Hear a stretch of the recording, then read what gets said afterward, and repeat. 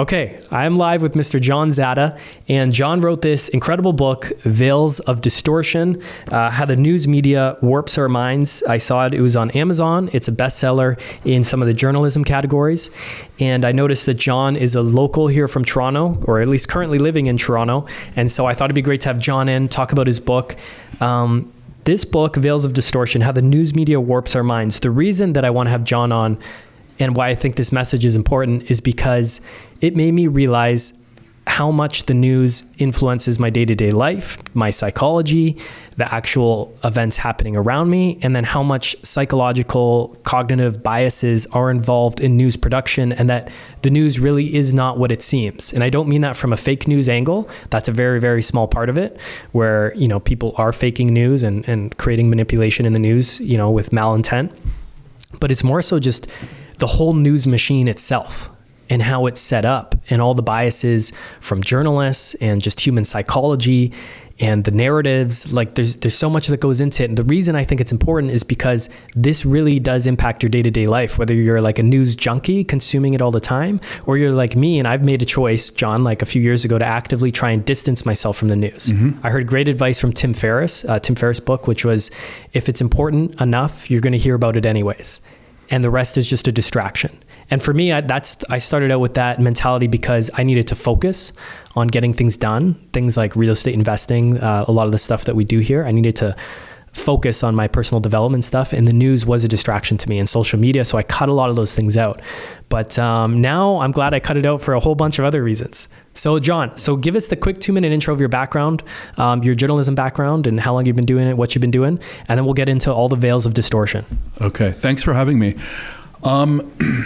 Essentially, I've been working in the media, like writ large, for a couple of decades. I started off doing documentary work, then some travel writing, print, and then online, and then I got my first job in the news business at CBC News on the TV side and the national newsroom, and then did a stint at Al Jazeera for a bit in Doha in Qatar. And then have also worked freelance for a lot of the papers and magazines, kind of doing my own, stories on culture and politics, and just I do op-eds too. So this is Toronto Star, Globe and Mail, the Star, the Globe, yeah, exactly. Those sorts of dailies, and those would be the most sort of familiar publications. But where the book draws on pretty much everything, but the core experiences that I write about and relate to the reader concern more so primarily the TV news business, which, I've spent 11 years working in the newsroom as a writer and a producer at CBC. And during that time, I've worked on a lot of stories, and really got to learn the ins and outs of the business, because and I discovered along the way that a lot of people don't really have any idea how news is generally produced. Who are the decision makers? What are the decisions? What are the factors that go into choosing what makes a story, what doesn't make the cut? How it's actually produced, like the actual sort of the production machine. And so, by around the sort of mid 2010s, kind of around the time things got really kind of heated with Trump and everything, a lot of people were coming up to me in just friends and friends of friends and family, just sort of asked me like what was happening in the news business, because it was becoming way more sensationalized. The nature of the coverage was changing, and it was at that point that I realized that there needed to be a book written by an insider to talk about what was actually happening. And I had already started to sort of take note of all the different factors at play.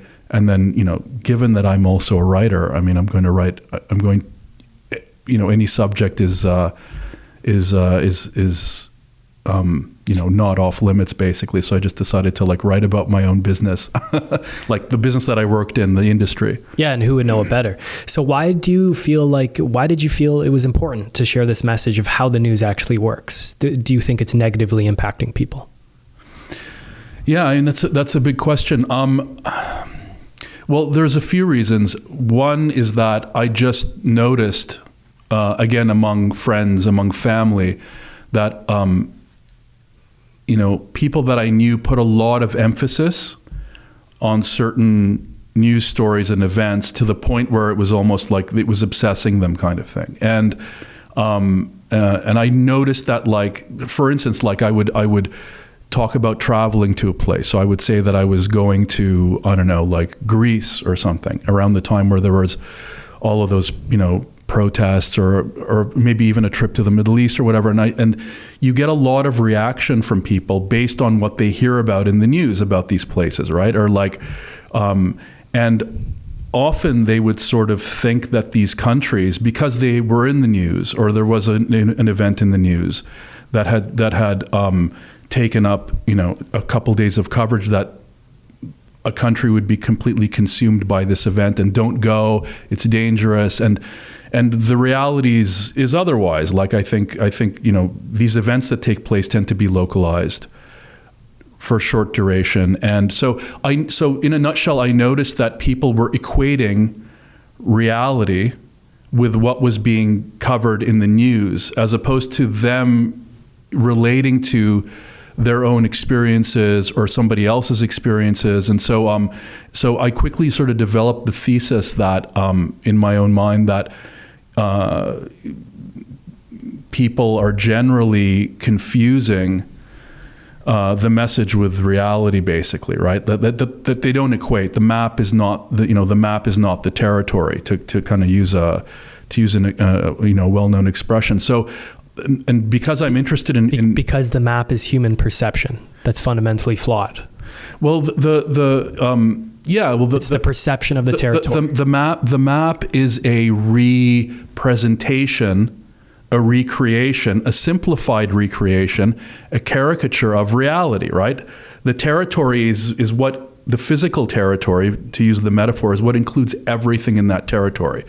But a map is only kind of like a diagram, which just shows you a couple of different points or whatever. So perception was one reason I wanted to write about this, and to help people kind of to understand that just because any given news day's events may be such and such, it doesn't really necessarily equate with reality. The territory is much more vast, much bigger, much more complex than what is boiled down to a news day's events, kind of thing. And and I mean, people have heard this in different ways, but I think it's okay to say it again and to emphasize it. News organizations are in addition to the kind of original purpose of informing people and to, let's say, holding power to account, they're also trying to entertain people. They're also trying to capture and hold their attention.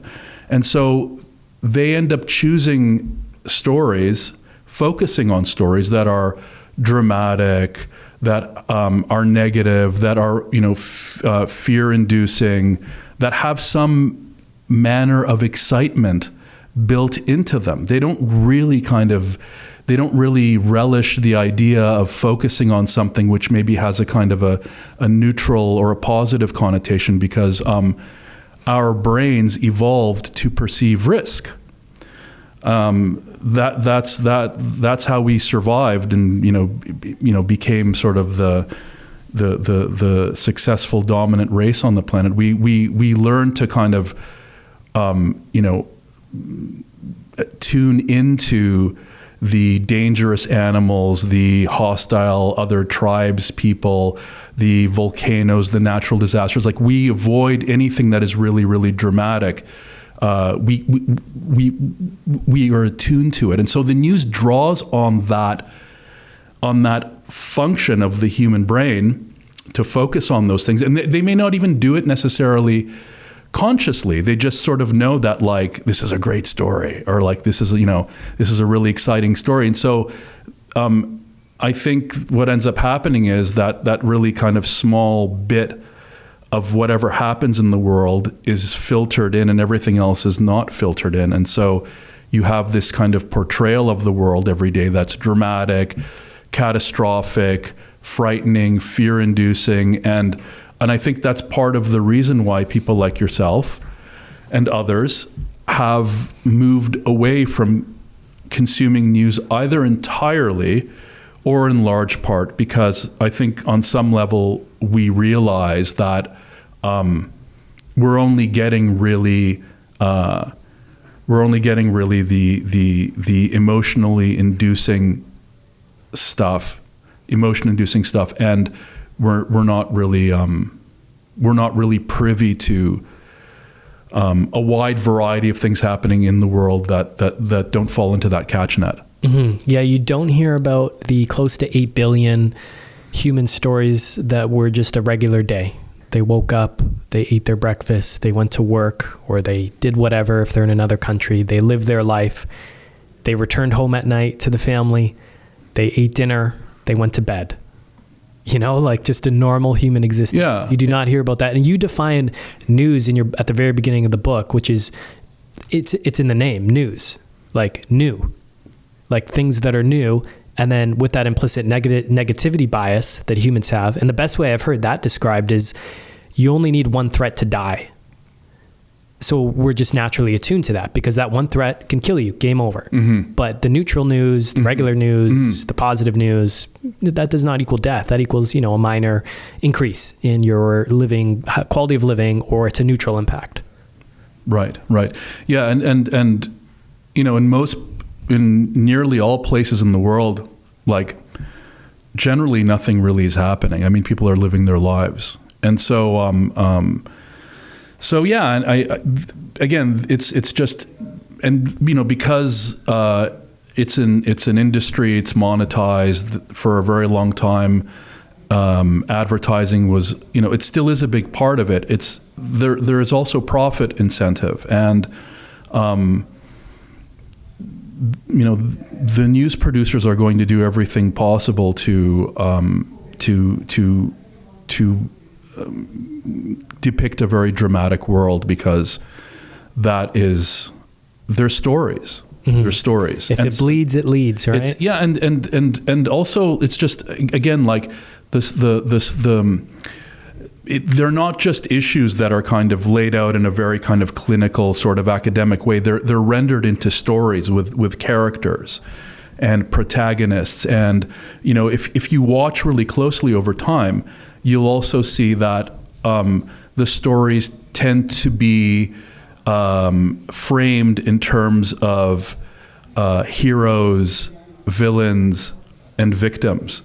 And which is really kind of it's an archetypal form of storytelling that's been with us since time immemorial. And again, this also kind of caters to the human mind. We relate to that pattern. I think all of us who watch, these Netflix series, these sort of streaming series, that they're built on these sort of on these premises, right? And so.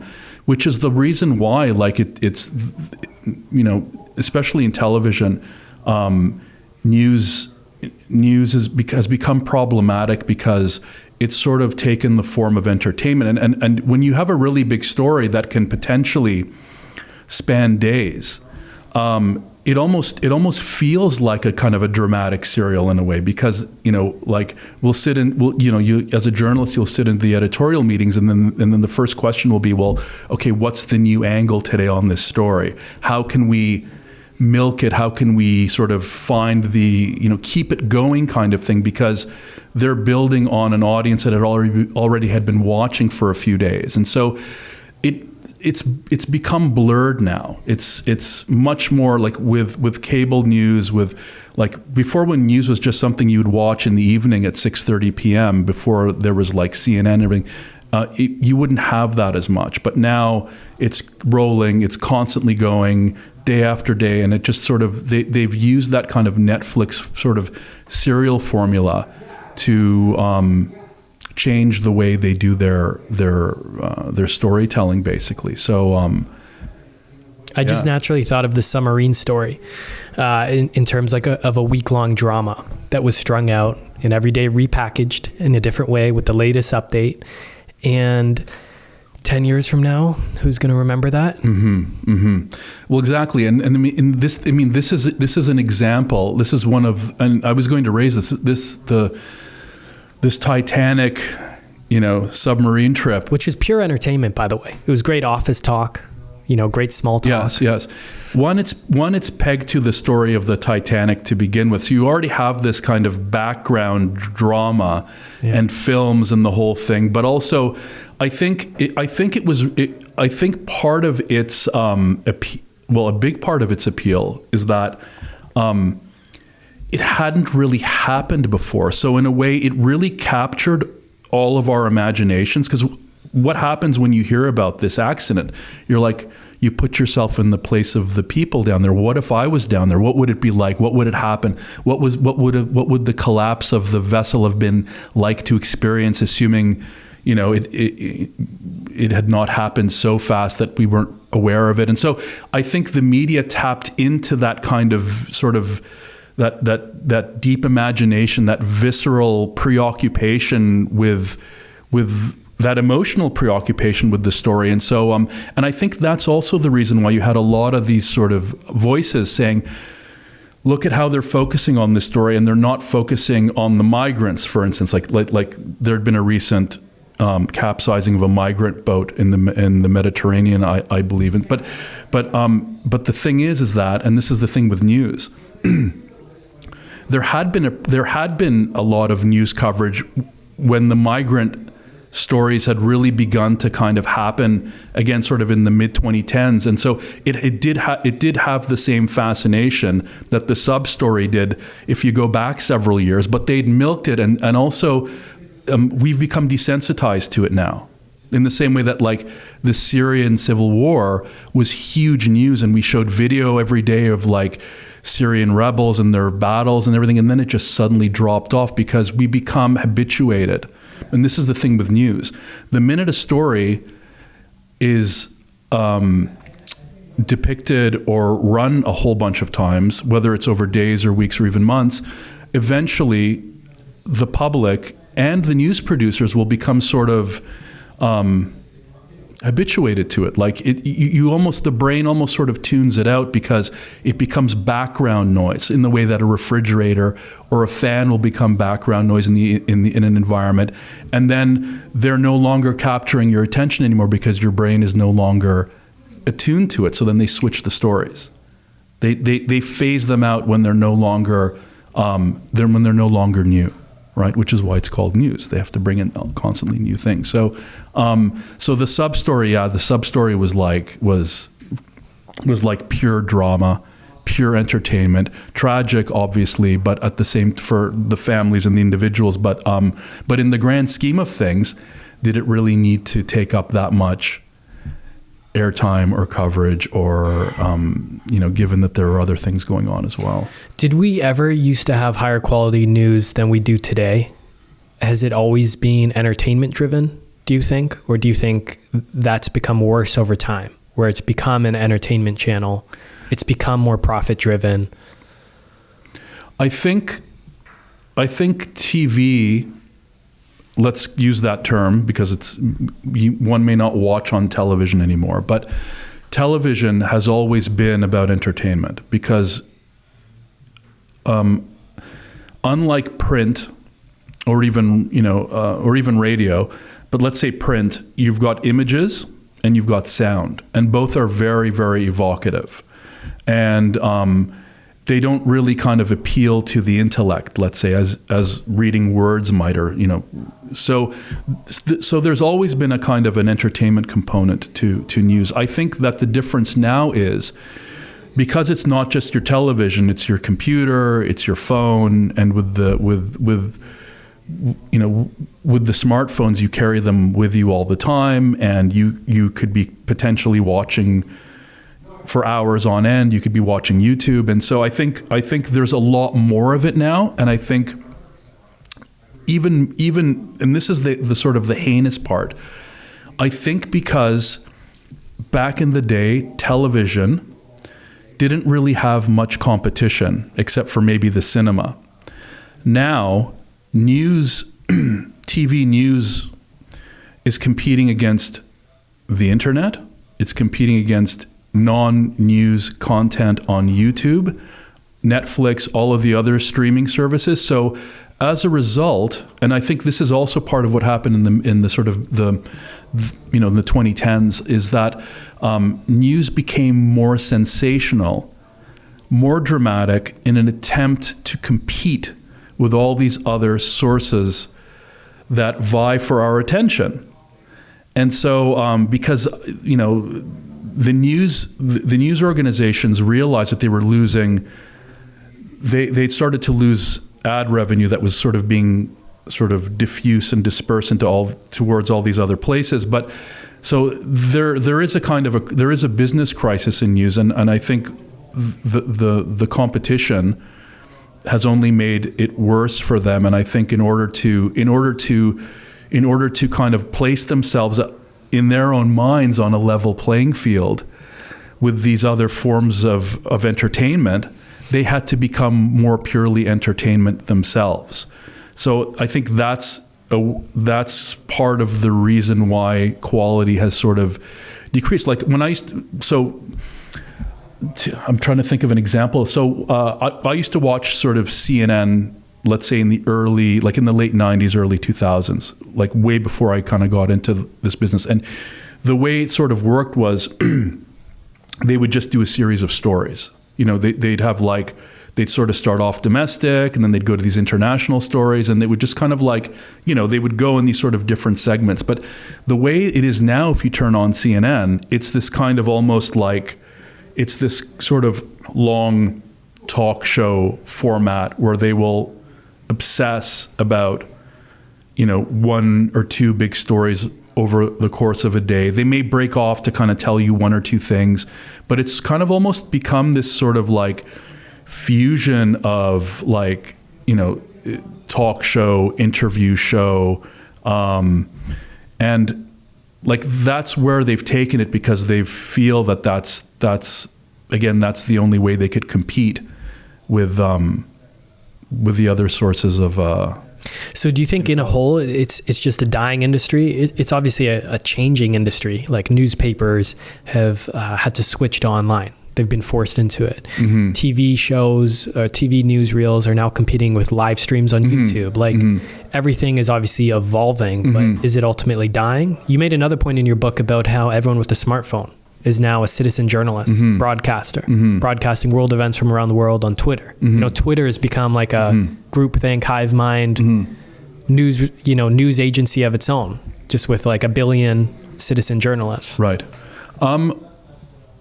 Yes, I mean, I even find myself sometimes rather than going to like a proper news site, I'll just look at my Twitter feed for a couple minutes just to kind of see what's out there. But I think generally speaking, the industry has been threatened for quite a while now, and a lot of smaller publications, even bigger publications, have already folded. So I mean, I would say that I don't think news will disappear. I just think that a certain number of them will survive, and they'll be sort of the concentrated purveyors of that. So, so yeah, I mean, I guess it depends who you ask. Like a lot of people have been laid off, a lot of publications have folded, and so in a sense, we've already seen it play out up until now.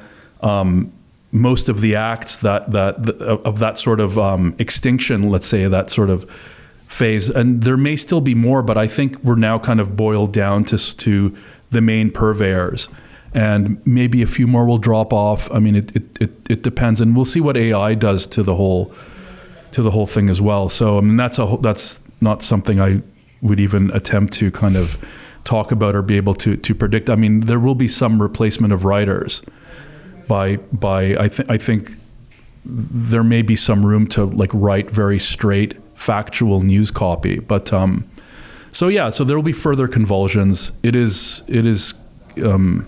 monetarily a threatened industry, and the Canadian government sort of props it up, right? They help support news organizations, which is another whole area of debate in terms of whether they should be doing that or not, and whether that makes Canadian news organizations beholden to the government or to not like criticize Ottawa and all that kind of thing. That's a whole kind of conversation that's going on. Yeah, it seems like an obvious use case for propaganda, and that's not a conspiracy. It just seems obvious, and that's I would argue that when you are in a newsroom, like you don't actually. There aren't really those sorts of considerations happening at the newsroom level. Like, I don't think there's people who are like, I don't think the producers are saying to themselves, well, we can't really, they are still critical of the government. I think it's just, I don't know, maybe at the much, much higher managerial levels where there is that kind of more of an interface. Yeah, ideologies influencing what goes out. So let's go through some of the veils of distortion to go through the inner workings. I've written some of them down. You have the negativity bias, which influences what people are aiming at in the first place. Then you have just the selection bias of its own, because whatever is selected is then being held up and heralded to the public as this is the most important news. This is what's taking priority in the world today or your local community. This is the most impactful event that's being shown to you. Mm-hmm. So that already is like, boom, you're getting this one small snapshot of reality put in front of you. So that's one of them there. What about local news now turning to global news? I'm hearing about, I sit in my doctor's office, and that's the only place where I'll see CP24. And it's like, the last time it was like bus crash in Bangladesh, 14 people dead. Mm-hmm. It's like horrible, tragic event across the world. And now, I've got a negative feeling. Like, that sucks. That's a terrible tragedy. Man, it had no impact on my life. Like 100 years ago, never would have heard about that. Mm-hmm. Mm-hmm. And, those things add up. All those little negative gut punches throughout the day. Right. So what's your thought about that? Like, are we just not wired to handle this stuff? Well, I think it's a question of relevance, right? I mean, the news sort of does two different things where it comes to maybe providing us with things that we don't really need to know. They'll go out into the world really in a geographically distant way. Like, I remember seeing on a ticker somewhere, it might have been CP24 or something, in the Toronto subway, about like a guy who crashed his motorcycle, like a Canadian who crashed his motorcycle in Jamaica. And I'm kind of like wondering, okay, why are you telling me about this? Or again, the buses falling off the mountains in Nepal or in Peru or whatever. And again, yes, like tragic, but really, what is it? How do we use, like, where can we use that information? On a data to benefit our lives. Yeah, and it's just, again, it's drawing on the whole submarine experience, like. Imagining it happen. Yeah, because the minute you hear about a story like that, you begin to kind of envision it in a way, right? And then you kind of go into like a little mini trance state, and it's their way of and then maybe you want to read more about it or whatever, and so there's that sort of irrelevance, and then there's a different kind of an irrelevance where, because we used to have more local media, and a lot of it is folded. It's part of the reason, but also like the news tends to also draw on like court cases happening in places, cases of assault that may be just sort of like interpersonal conflicts or whatever.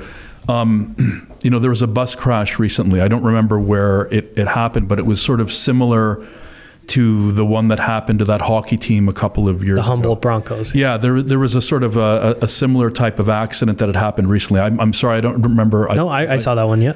And so they've taken that, the Broncos crash became kind of a template. And like they ran with that story for a week, or I mean, at least a week, like, but kind of wall to wall, round the clock. And so, and again, like, not to say that it's not something to be written about or reported on or whatever. It's just, it becomes a question of how much focus are they giving it at the expense of other things. I still think about that, and I just realized that now, because the example is in your book, but I was driving the other day in some back roads. I went to a cottage this weekend for Canada Day and was driving on some back roads, and you know how it's all grid. Like, it's all those side roads are like grids, right? And going up to the grid, now all I imagine is some big transport trucking on through, the guy fell asleep at the wheel, and then I'm toast. Like, I think about that at every country crossroad now. I was already being careful of crossing those crossroads and paying attention to stop signs and if people are stopping. But now there's this like underlying anxiety about it. And I just remember that story being like shoved down, to your point, shoved down like your throat, and you're just hearing about it for like a month straight. Yeah. And it was everywhere. I was on vacation, on a road trip after graduating university in Nova Scotia when that happened. And that's all I heard about the whole week. And it's horrible. And again, like there's the human tragedy component, obviously, which resonates hugely. But I mean, also don't forget too, like, this is about hockey, or that story was about hockey. And like, when it comes to, and we're talking now in the context of Canada and Canadian news, but like we're really kind of about, you know, sharing the Canadian experience. It's like anything to do with Canada is embraced and is chosen and makes it through the filter. And so in a way, it was again that sort of perfect story where you had this kind of small community and all these people and this tragic incident, but then it was about hockey, and like the hockey element played the community. It played huge into it, and so it was just kind of almost like this sort of this coming together, kumbaya moment kind of thing, and they just completely ran with it. This goes to your point about narratives and the hijacking of narratives. And you do mention in your book how now the bus driver, that he was the villain of that story who killed this whole hockey. And look, he was, but like the guy didn't do it intentionally. It was an accident. Dumb, yes. Negligent, yes. All these things, yes. But it's just that narrative, right, where everyone's outraged at the driver, and it sells. We watch it. We talk about it at the office, like it's the latest TV show. Yeah, it becomes a story. It becomes entertainment, and then unfortunately for the driver, like how is he able to get, you know, a fair trial, or like when people are so emotionally involved in it, and when you know, opinions kind of run so heated, it actually affects what happens in real life. So yeah, again, that's just another perfect example of a story that would be quickly and enthusiastically embraced. But again, like, if you're sitting in a news meeting, it'll be like, does a story have images? Does it have sound? Who can we get to talk about the story? How far away is it? How much context does a story have? If a story has too much context, like if something suddenly happens in a certain part of the world, like a conflict has been raging for, let's say, 5 years, that has never really been covered, and then it becomes really explosive to the point where it should be reported on, like, you then have to like explain to the audience everything that had happened prior to that. And so, like, these are all decisions that are made in terms of what makes the cut and what doesn't make the cut, kind of thing. And is it Canadian? Is it not Canadian? And this happens on a daily basis. Like, you go in every day, and that's the meeting. And you have multiple meetings over the course of the day, because what may be relevant in the morning is not as kind of, there may be other things happening in the afternoon. Yeah. So one thing on the context, you mentioned like a great white shark attack happens in Australia. Guy gets his head bit off. No context around how rare that is given. And everyone has just this deep underlying fear of ocean water. So you mentioned that like the shark attack happened because the guy was on a surfboard, and the bottom of surfboards attract sharks because it looks more like an animal. Right. It happened in deep, deep, deep water where only big wave surfers were. Right. The odds of getting killed by a shark or even attacked by a shark were lower than getting hit by lightning or being killed by an angry cow. There's none of that context. Right. But yet anytime we're in Florida, 5 feet in the water, we're like, can the sharks get up here? Right. And it impacts how we live our daily lives. Right.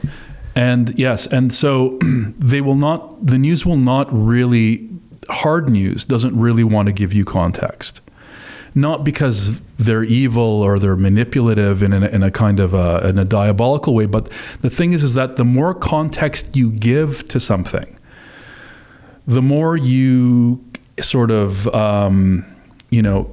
link a story to all the different reasons why it happened as opposed to one cause or who's at fault, or the minute you kind of paint an issue in sort of all of its complexity, in addition to it taking a very long time to do that and taking time and space and everything, you're also making it less frightening because by providing context, you're no longer just zeroing in on the event or the act, which itself may be fear-inducing.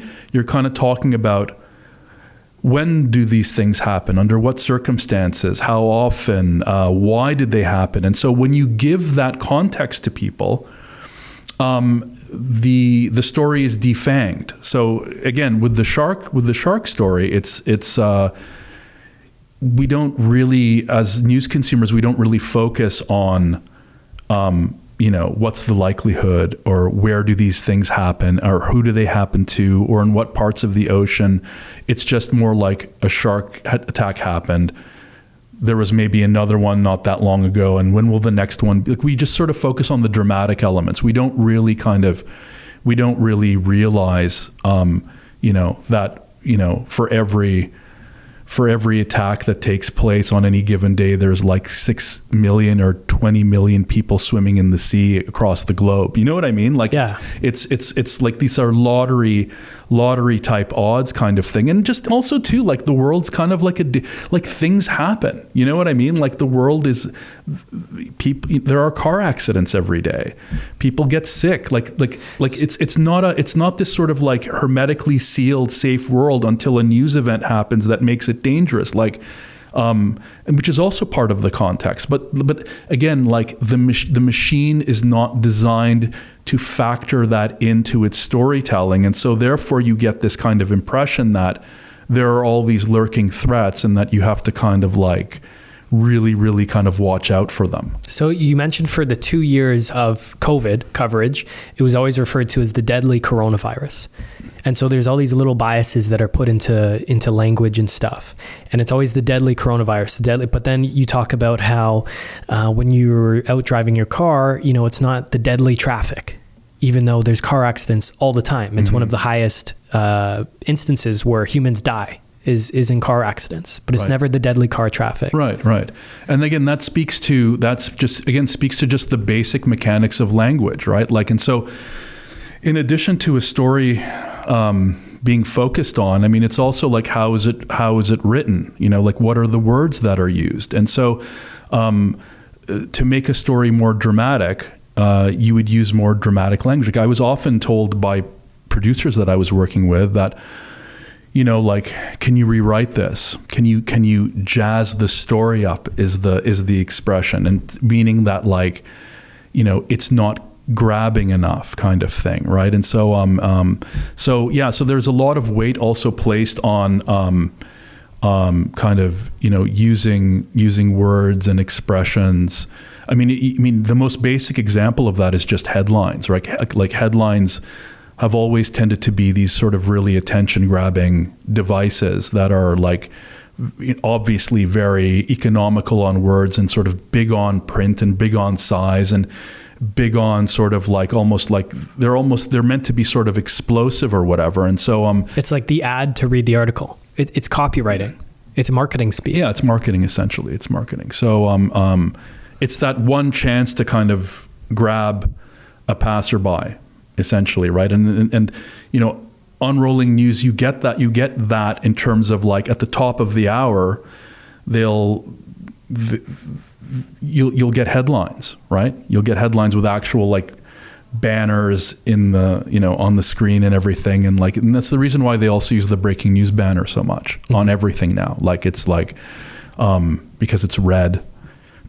Red sort of screams danger and blood and, beware, like a stop sign. Yeah, humans are attuned to red. The red car, the red dress. And anytime there's any sort of change in kind of like the story equilibrium of the day, it's like breaking news kind of thing, right? And so you also mentioned the ticker symbols, like CP24, 75% of the screen is tickers, stock tickers, stocks crashing, stocks going up, teams losing, teams winning, right? Just all these things that keep you engaged. There's 19 different things to look at. And you also related the red and also just the different techniques that these news people use to social media companies, like the red notification that comes up on Facebook, or when you get a like on Instagram. It's that red that grips you. Got a notification. Yeah. Gotta go check. Absolutely. I didn't realize how much of the news from reading your book is literally just marketing.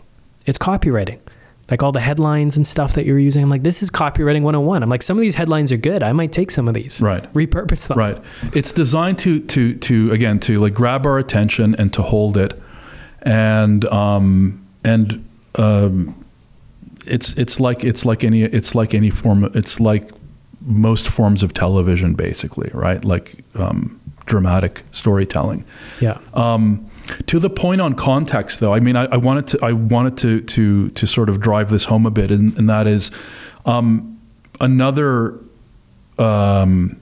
very problematic aspect of the news is that it tends to really focus. Whenever they look at an issue, they'll look at two issues. Like the kind of weaving the conflict between dualities is a big thing. So like many things are framed as these sort of like adversarial, conflict-driven questions where you have really, like I talked about the villain, the victim, and the hero, like although it may not be exactly that in every case, you will tend to have like two contending views on something. So it's either this or it's either that. And that kind of has run through, news storytelling for decades, for as long as we can remember. And unfortunately, because of that, it then kind of sort of dumbs us down into thinking that there are only two perspectives to any situation. There's no nuance. But there are probably, I think in most cases there are probably many takes on a question or a situation, and so what that does is that it promotes polarization, right? And I mean, we're in a polarized period right now, more so than probably in a very long time, maybe since the early 70s or the late 60s. You can point to social media and to Twitter and things like this, into information silos, yes, but the media has been also promoting polarized takes on everything for decades, because they like to kind of pit the conflict between two sides is the simplest, the easiest to frame, and the easiest to understand way to portray an issue. You know what I mean? And so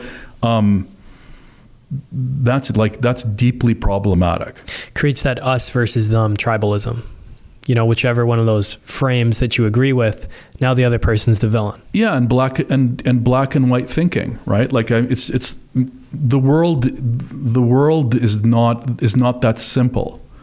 Can you talk to us about churnalism? The term churnalism that you use, so churning, and what it's just like in those newsrooms, and the constant need for new news, and the short deadlines and the chaos behind the scenes. Can you speak to that? Right. So the term is not my own. I didn't coin it. It's been sort of in use for a few decades, but it's essentially in reference to churning out, news quickly and rapidly. And one of its sort of bases is that when there were only a few news organizations that the entire country or the United States or people would tune into in any given country, there was a competition between who could run a story first, because if you were the first to run the story, then people would the logic was that they would go to you, sort of thing. And obviously now with with the internet, there are a lot more sources, and Twitter, in a way, kind of being the fastest of them all, has kind of rendered that idea sort of null and void. But nonetheless, there is this in the work culture of news, especially in a television newsroom.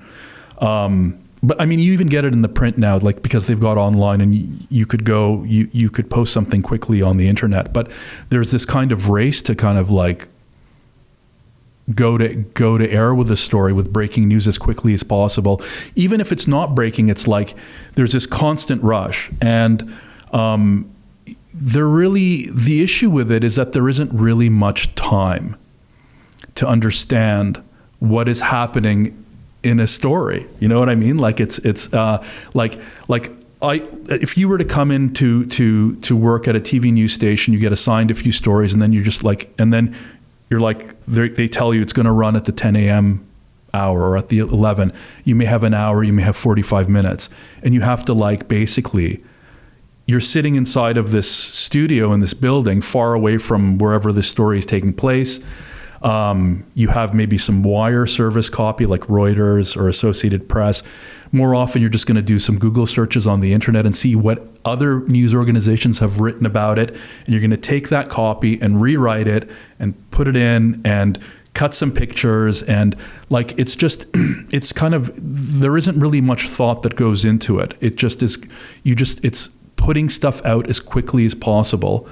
And then, okay, if there's something wrong with the story, if the information is off, if the numbers are wrong, if, like, we can fix it later, kind of thing. And then you do, and you spend a lot of time, like a lot of, the amount of errors that take place is pretty astounding. Not to mention, that's just on a micro granular level, but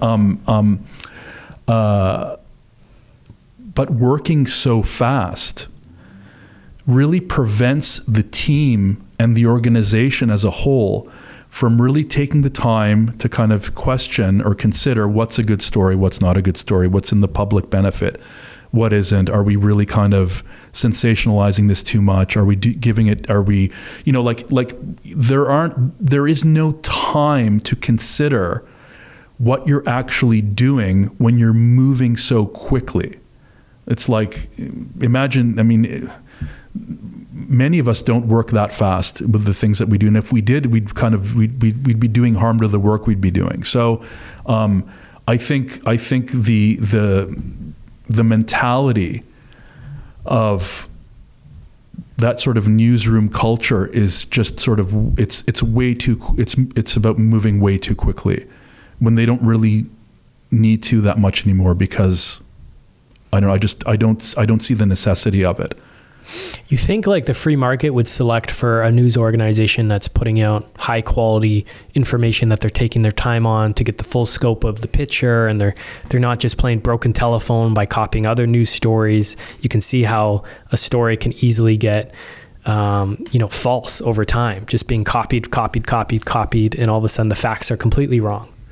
Like, you just think that the free market would select for those higher quality news organizations or journalists, and I'm sure it is in some small part, but it does seem to be completely driven by the short-term clicks and the short-term views, and sensationalization. Mm-hmm, mm-hmm. Well, and also because there's so much public feedback by way of social media now, news organizations do get a reputation. Like, people do call them out when they write a headline kind of wrong, or they, or they look at a certain angle in one story over another, kind of thing. But again, like, it's not that, like, producers are not business people, and often there are so many layers of bosses that they kind of just sort of do what they're told, and there is this kind of almost sort of trickle down of orders coming from up high, from like, as a writer and even as a producer, like, I would often hear of like higher ups that I didn't even know who they were, kind of making calls and making decisions on things, and sometimes days or weeks in advance when they knew a story was going to kind of happen. So so there's like too many chefs, and they're not necessarily all like business savvy in a kind of longer term beneficial sort of way. It's just sort of all about the numbers that day, that week. What can we do? And they don't think ahead. They don't think big picture like that. And then when you try to point, and we anyone who's worked in a newsroom has had those moments where like you try and point that out, but you'll bring your concern or whatever, and sometimes they'll be listened to. Like I don't want to kind of like bash the whole. Like part of the reason I wrote the book was to also for my colleagues and to help maybe get them thinking about things and to fix things. Like so, and there are good people, and there are like most of the people I've worked with are really like, they want to do a good job, and they do sometimes listen to what you say or whatever. But again, it's just because of that frenetic environment, and because just of fear too, like nobody really wants to be the one to rock the boat or to speak up or whatever. Like things are just kind of like,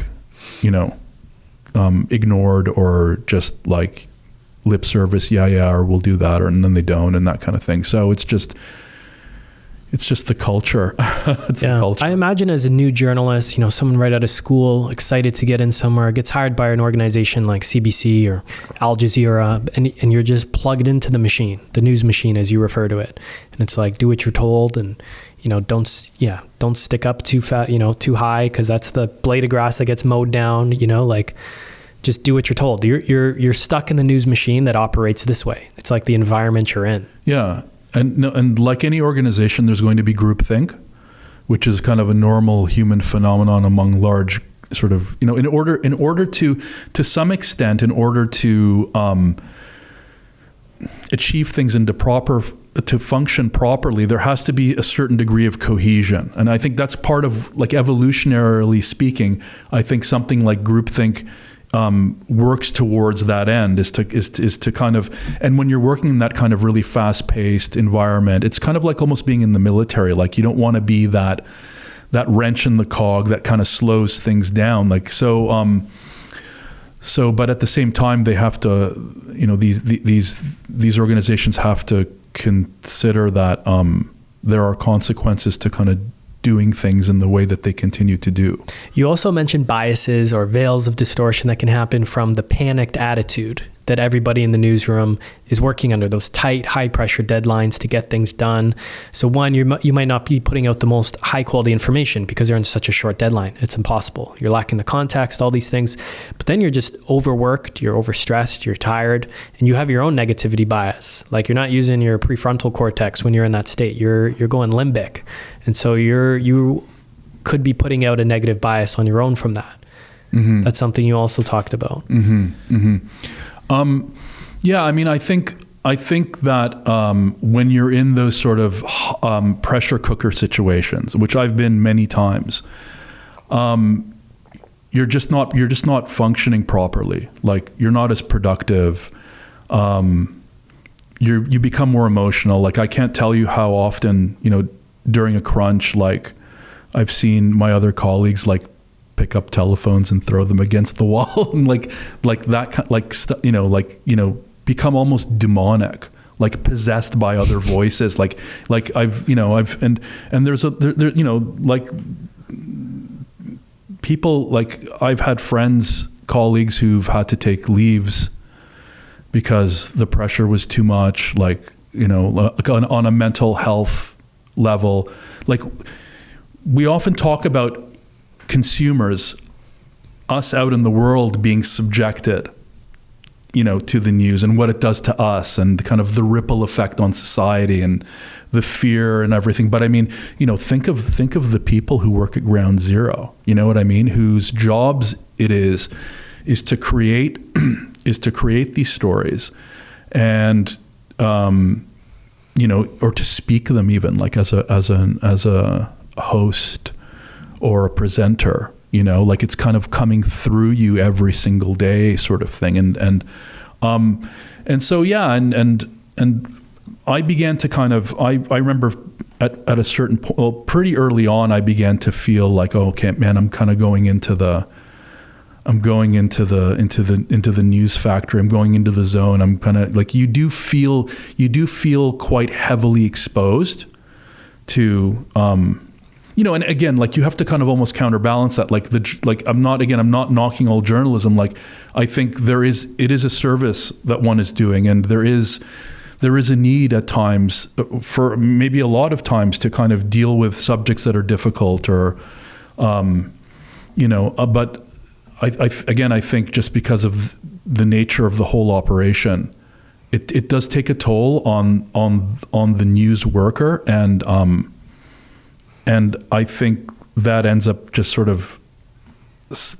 kind of cycling back into the product, because you know, if you're not happy, if you kind of can't stand the work anymore, if you're finding that it's mindless and you have no freedom to kind of shape it in a way that would make it better, like, you know, you're just going to become cynical, and you're going to just produce anything. So do you feel like COVID was a seminal moment in people kind of distancing themselves from the news because of just the constant barrage of this virus is going to kill you? Here's the amount of new cases every day, which I don't think our brains can properly process, because, like, to your point about lacking context, every day you would have the death count. Let's say in Ontario, 200 people died today of COVID. 200 people. Like that's everybody I know on a first name basis, right? Dunbar's Law, everyone you know about 200 people. Like, that's like everyone I know dying. Well, but that's lacking. What's Ontario's total population? 14 million. What's 200 divided by 14 million? You know, what about the total case counts for the year? Well, let's look at that divided by 14 million. Oh, it's 0.02 or whatever it is. Like, oh, okay, that gives me a lot less fear, but that's never talked about. But it was just a constant news cycle where I think most people got sick of it and had to turn it off. It seemed like that was a big turning point.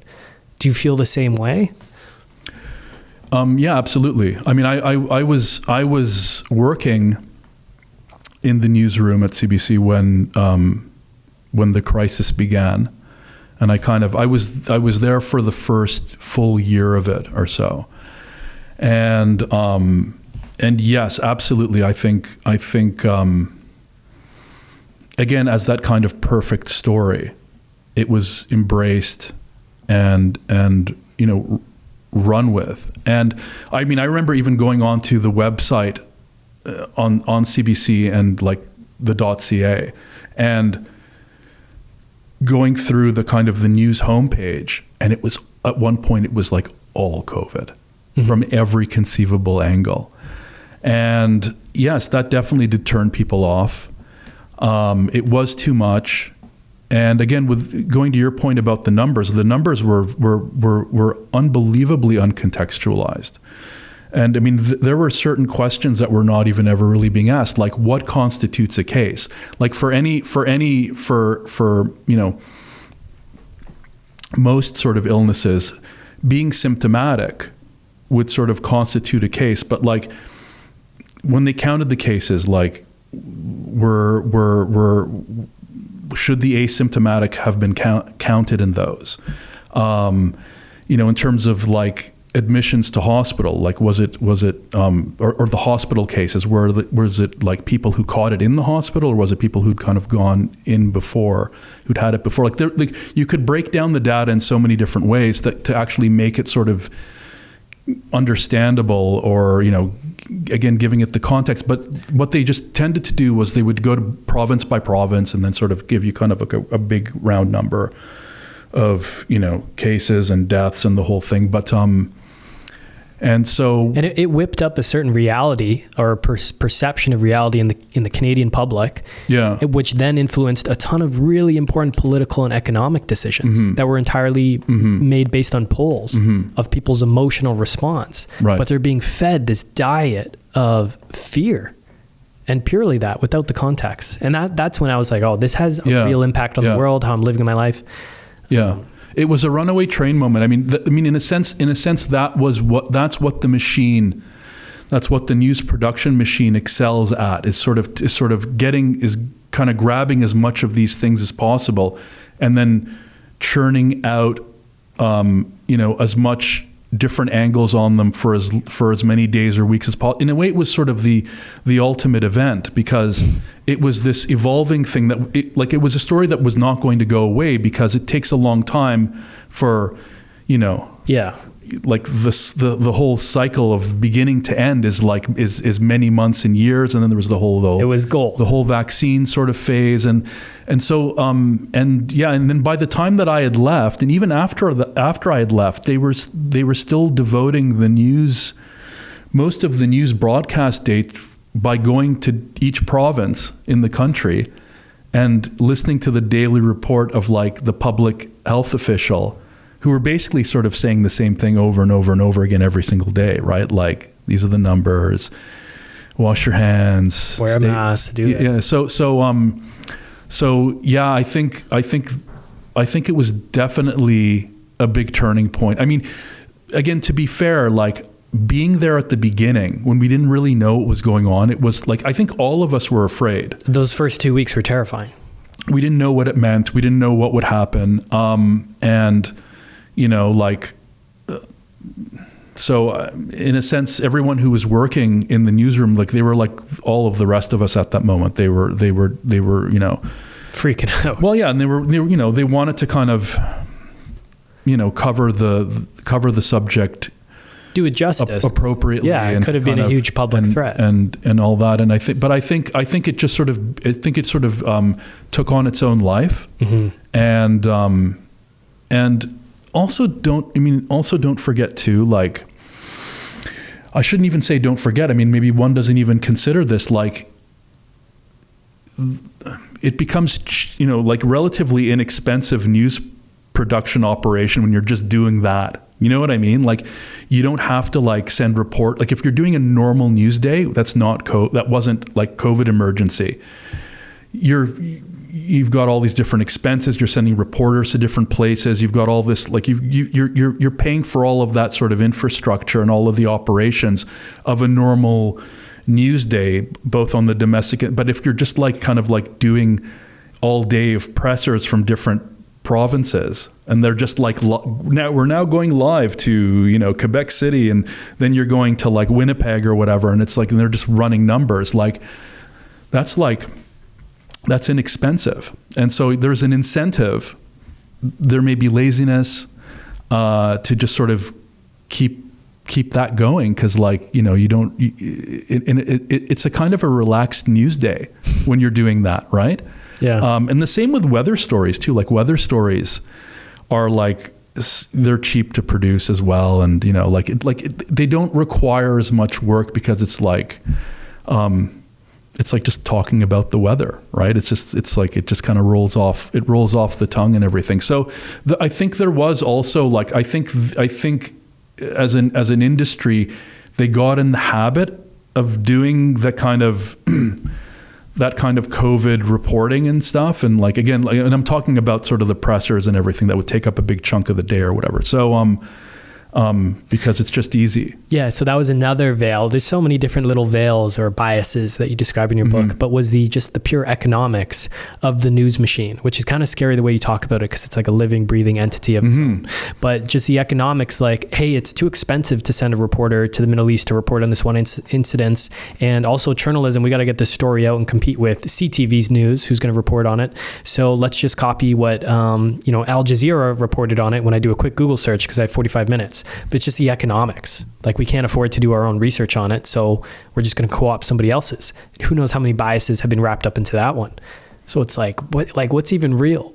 It's terrifying. Yeah, and I don't know. I would say that all these things have always existed. Like, I think that because we have every human being not every human, but like most of us on the planet now can say our say online or whatever, right? Like we have access to so many points of view on things and so many people's experiences on stuff that we're now understanding that, like these imperfect processes. But the imperfect processes have always existed. We just didn't really know about them because most of humanity was not able to publish their own views. So like, it's an imperfect world. It's an imperfect industry. Humans are flawed. And I think part of the backlash now against the news is we're discovering all of these, the news can be called out so easily now in public that, whereas in the past, like a television didn't have, letters to the editor kind of thing. Like Twitter is now letters to the editor, right? Like, so, and it goes with anyone, corrupt corporations, corrupt politicians. You're right. I think it goes back to that saying, technology exposes us. It doesn't change us. Yeah.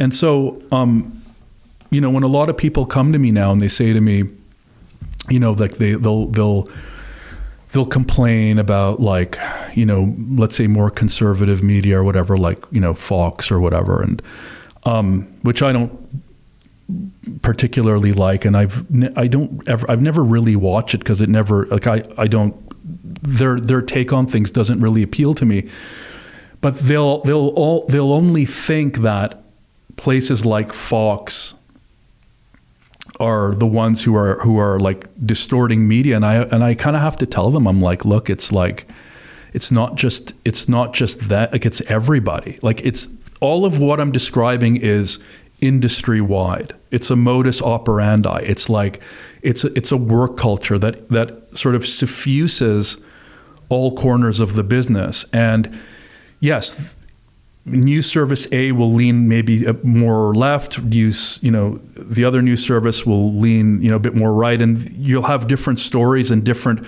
protagonists and villains and victims and all that. They'll be different, but at the end of the day, there is kind of a distortion that happens just by virtue of the process, by virtue of the human brain, by virtue of the news culture, and by virtue of our consumption of it and the significance we assign these stories most of the time. You know what I mean? So like,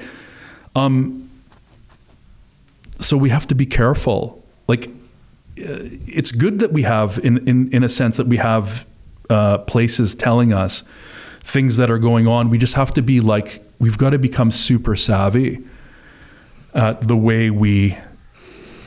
So let's get into that. So the reason I wanted to have you on is, one, to explain all this stuff from your decades of experience inside the newsroom, how the news machine actually works, all these implicit biases. But now, what can we do? I know in your book you have suggestions for both journalists, consumers. So for the sake of this podcast, I'm more so focused on helping people decide what to do now that they know this information. What is your advice to people on how to deal with the news? Is it avoiding the news? Is it getting news from reputable sources? If so, what are those sources? Is it to kind of assume you're always being manipulated in some sort of way? Maybe not inherently in an evil way, like you've been talking about, but just through all these biases. What is it? What's your advice to people? Okay, well, I in the book, I've chosen about 12 or so suggestions that, like, I recommend, and I'll give you a couple of them now. So, I mean, I think at a fundamental level, people have to generally, I believe, consume less news. Like, you have, like my recommendation is to not take in as much. I mean, that seems sort of obvious and self-evident, but we're addicted in a way, right? Our screen addictions play into that. So I think that, like, there are a lot of people who describe themselves as news junkies, right? And I have friends and family who count among those numbers. And so, I think weaning yourself off, not just in terms of how much you read and how much you scroll and everything, but just, I think just one has to limit the amount of time one puts in a day in terms of your looking. That would be that would be sort of the fundamental thing. Look at a lot of different sources. if you can. If you are interested in a story or something, like, you can also consult different sources. Like, look at different sources.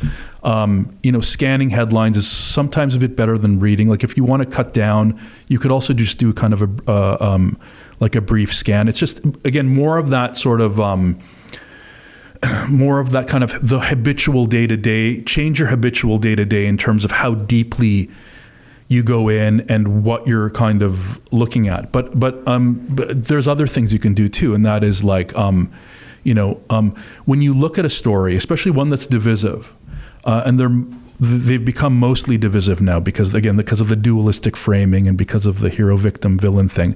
Try and ask yourself. Again, it's difficult because you kind of have to go into that part of your mind, which is the devil's advocate, right? Like, often when we're kind of consuming any kind of media, we're in a trance and we're not even aware that we're aware. We're kind of like in it. But if you can sort of take yourself out, whether it's during or even afterwards, and just like ask yourself, like, how many other perspectives are there to this story beyond just the two that I'm being sold? So true objectivity, so contrary to what people believe, objectivity is not about telling both sides of the story. That's sort of one of its sort of definitions now. And it's not even about telling the truth, one side versus there's this kind of new activist sort of take on journalism where like objectivity, we mustn't be objective because every story has a truth and we have to kind of like tell the story as it is kind of thing and be biased. But it's not even that. It's like true objectivity is to kind of see as many sides of an issue as possible. Because what ends up happening is you don't become dogmatic or ideological or locked in your thinking or fixed in your thinking. You're kind of like a bird up in the sky, kind of overseeing everything. And again, this is not to convince people that they should not have an opinion on something or be straight down the middle where there's a question. Like, it's not kind of making you neutral. It's just to be able to kind of see all the different things that are influencing a topic or a question or a debate.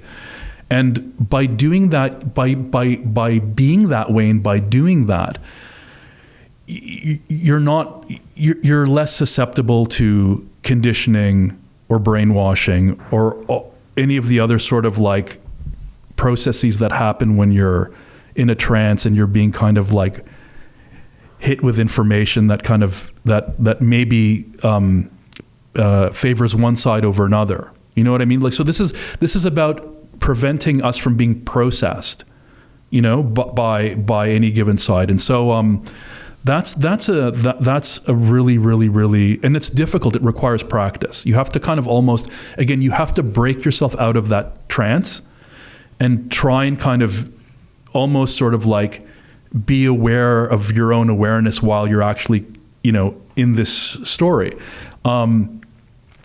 Also too, another suggestion that I make is, try and hedge what you're being told about the world with your own experiences of it. I love that.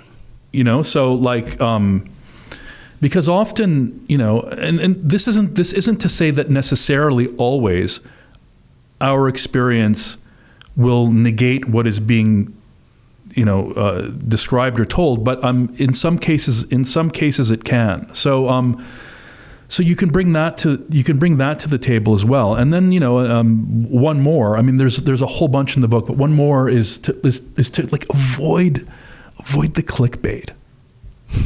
Like, and we all know what it is. Like maybe the very best of the clickbait. Yeah, because you think I shouldn't click this. I know it's like garbage, and then you do. Yeah, it's tough. But the thing is, by doing that, you're kind of you're giving the people who decided on that affirmation in a way. Like you're kind of like. It's like anything economical. Like if the consumer doesn't bite, yeah, you're incentivizing. You're sending a message. Yeah. So I think you just If it doesn't really look like news, if it doesn't smell like news, if it looks like something gossipy, like just, try and avoid it. Like, because you're not doing yourself a favor. You're not doing everyone else a favor. And here's what happens. So a lot of these clickbaity type things, and some of them are news. They're just framed they're written and framed in a headline sort of clickbaity way. But what'll happen is when those stories are clicked a lot, which is where the kind of term the clickbait comes from, but like when they get a lot of activity, news websites will have like most viewed stories, like on the side, in the sidebar kind of thing, like the most viewed or the most popular or whatever. And, like CBC has them, like the top 5, like it'll say like 5,000 readers reading this currently or whatever. What ends up happening is those stories get elevated to the kind of front of like they get highlighted, which then when people go to the website, they see, oh, look, there's like 10,000 people reading this right now. That must mean that it's important. I'll read it too. So there's this kind of like feedback thing going on. And then also it sends a message to the producers, oh, this is really popular. This story about the royals, about Prince Harry or whatever, like it got, this story got so much, interaction the other day. Let's like do it again today, or let's like, so you know what I mean? So it ends up sort of feeding back into the system. And so, I think by kind of avoiding, if possible, the gossipy, framed, the gossipy stories, the framed stories that are kind of more, he said, she said. You're helping by not consuming that. Twitter got me the other day. I originally went on Twitter about 2 years ago when I was going down the Bitcoin rabbit hole, because you can get great Bitcoin education on Twitter. And it was very helpful for that. But then I put it away after a while because I noticed I started getting away from the Bitcoin. It was like following different things, world events, people commenting, arguing. And I'm like, I got to get away from this. Recently went back to it and it got me. Like it hooked me right in, and I thought I was going for the education and I was staying for the news. And I was reading about this counter invasion that happened within Russia's military, right? That group that had done like a counter. And I'm reading this, I'm like, and I just realized halfway through, I'm like, damn, they got me. Like they got me. And I was so mad at myself, but it was a bit of a reset. And now this conversation with you is going to be a huge reset. Like put it away. Like for me, I know I get addicted to this stuff. So it's easier for me, like almost like an alcoholic, to not take a drink at all, to, as opposed to, have one drink and try to balance, not having any more. For me, it's like, man, I just got to stay away from it. That's my personal approach, but you've got some great advice here. If you do still want to consume it, which I'm sure one day I will be. Yeah, well, everybody, I think different people have their own thresholds, and some of us are more given to going down the rabbit hole than others, so I want to ask you, just before we wrap, I want to wrap soon here. Give me the 2-3 minute take on finding the Sasquatch. What has that journey been? And tell us about the Sasquatch. Okay, so my previous book, you're asking about a book that I'd written before this one.